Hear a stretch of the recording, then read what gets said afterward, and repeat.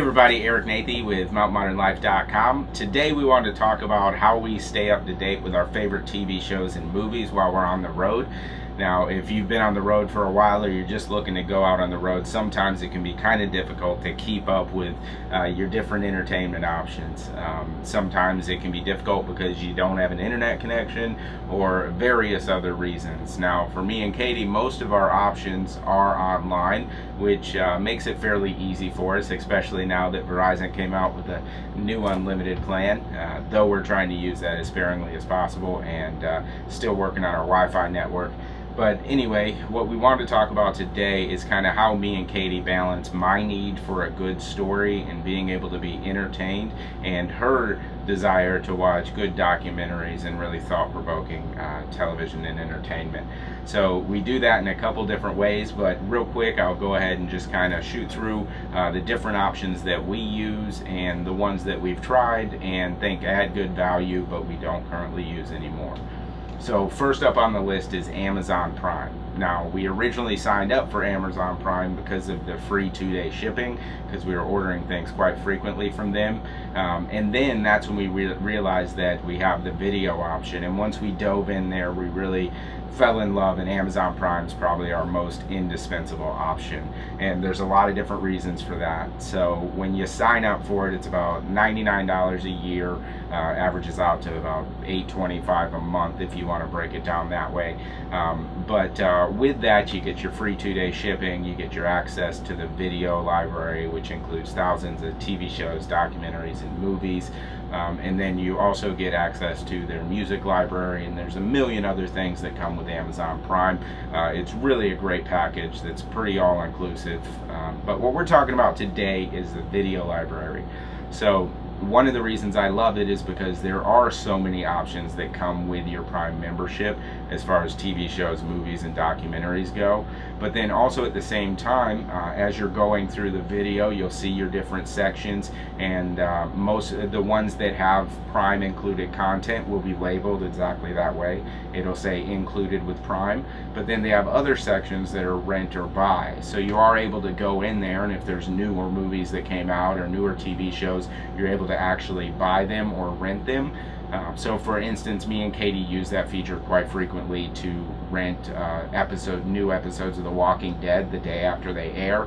They're about $2.99 per episode, or you can purchase the entire new season, and then every day after the new episode airs, you'll be able to watch it. And I think it is a little cheaper if you go with the entire season, but we just do the per episode when we want to type of deal. But anyway, it's really awesome to be able to do that.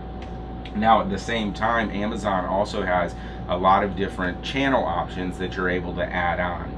So one such channel that we add on is Gaia Network. It's $9.95 a month, and it's more personal development, spiritual development, things like that. And they have their own TV shows, movies, documentaries, and there's just a ton of options on there for the value. Another example is HBO. It's $14.99 a month, and we get access to all of HBO's program.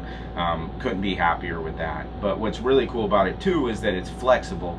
So let's say, for instance, you rent HBO and you watch it and you feel good about it, but then you look back and you're like, you know what, I haven't watched anything on there for 3 weeks. I've been really busy. I'm not going to get to it. You can cancel it. Now the $14.99 will ride out for the rest of the month that you've already paid for, then get off of there if you tell it to. And then let's say 3 weeks after that, you're like, you know what, I want HBO back. You can go ahead and go back and get it. So it's really flexible with their options, and they do have more detailed channels that you can purchase that fit your needs and what you want to watch. So overall, Amazon Prime is indispensable for us. We use it in so many different ways. Definitely something you should check out if you haven't already. Next up is Netflix. Now, Netflix for me and Katie has kind of been an on-again, off-again relationship for a very long time, because they do have quite a large selection of movies and TV shows and documentaries. However, I don't know if you're anything like us, but after quite a while you might think, you know what, I've kind of seen everything on there. Well, recently, Netflix actually made its way onto our indispensable list as well, and it's because of their new original content. So if you haven't tried Netflix for a while, I would suggest giving it a go, because it is their new original content is out of this world. We recently watched the OA. I watched Troll Hunters. Also Daredevil and Stranger Things, and the thing that all of these shows had in common was their character development was so spot on. In the beginning, when you meet the characters, you feel where they're at, you feel their struggle, and you see them grow and overcome it. So they're doing a great job at that. Their original movies are pretty good as well. So just something to check into, because me and Katie are definitely going to hang on to Netflix just because of their original program. It's also really nice to be able to binge watch a season right away and just get it done with, versus having to wait every week to watch it. But also there's one more reason that we really love Netflix. Well, I really love Netflix, and that's Firefly. So Netflix has had Firefly on there forever, and this is my favorite show of all time. It only has one season, but after that season got canceled, 3 years later, there was such a cult following that they actually came out with a movie called Serenity, which follows up and kind of closes it up. So it's really good. If you haven't seen Firefly or Serenity, you should definitely watch it. It's amazing. And there's actually a whole lot of us still holding out hope that they may even bring it back with the original cast members. Unfortunately, Ron Glass, who plays Shepherd Book, actually passed away earlier this year. But if you watch the shows and stuff, you'll enjoy it. Anyway, enough about Firefly and Serenity and my obsession, and we'll move on to the third option. Now, this one we've actually, toyed with back and forth for a while too, and that's Hulu. And we recently got back on board just to kind of go through and see what it's working with, and we've really enjoyed catching up with our shows like Modern Family and things like that. And I was really surprised to see too last week when I was sick at how large their movie selection is. I didn't remember it being that large in the past, so they're definitely making a lot of improvements. But for us, with having Netflix and Amazon Prime, Hulu at this point is kind of seeming almost too redundant, and we might not need it. So we're going to test it out a little bit longer, but I think Hulu is one of those options that is a really good option, but with our combination of Amazon Prime and Netflix, it might be one that doesn't continue for us. Next on the list is Sling TV. Now, we used Sling TV for a little bit, and we were actually watching The Walking Dead live when it aired, and that was really nice. And then I did watch a couple sports programs. But the main reason we gave Sling TV a try was because I wanted to see if I was going to be able to watch the Falcon games. But it is very much like your cable provider, where it's based off your geographical location. So with us being in Wisconsin, and now in Florida, and then here in a couple of weeks heading out to the West Coast, I wouldn't be able to watch those games anyway. So while Sling TV did offer a great service for us, it just wasn't didn't really fit in right well with our needs. So we moved on from Sling TV, but have nothing against it. I definitely think it was a good service. Now, next is something that I actually didn't even think worked in our RV for a while, and that is our antenna. So forever, when me and Katie would move from house to house, we would change cable provider every time we moved, because you could only get the one in whatever area, and we never even thought to try over-the-air antennas. And then when we got up to Wisconsin, we didn't even think about it either, because for some reason I thought that our antenna didn't even work. So the whole time we were up there, we never even raised it. And then when we got down here to Florida, my mom put together a family reunion. Just so happened to be on the same day as the Falcons-Seahawks divisional playoff game. So of course I had to watch that. So I was like, you know what, let's try this antenna anyway. So I cranked the antenna up, and then we put the TV outside, and we did get about 20 channels, but 5 of them were in Spanish and 7 of them were duplicates, so really about 8 channels. But we were able to get Fox, which got us the game, so all my family was able to hover around the TV when we took it outside and watched the game, which was really awesome.